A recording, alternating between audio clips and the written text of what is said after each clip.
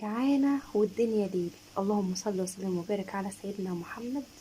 مسكت بقى شوية لبن مع بضاية مع شوية دقيق وعملت كريباية حلوة كده.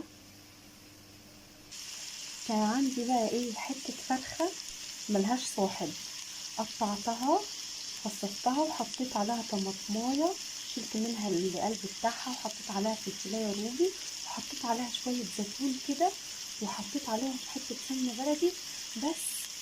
يعني تسخن، مخليش الطماطم تنزل ميتها، مش عايزاها تستوي خالص. اديهم تقليبه وشوية ملح وفلفل اسود. نزلت على الخلطة بكيسين كاتشب وكيس مايونيز وقلبتهم ونزلت بيهم على على الكريب. وبعدين هلفه، دهنته دهنة زيت كده وهحطه في الفرن.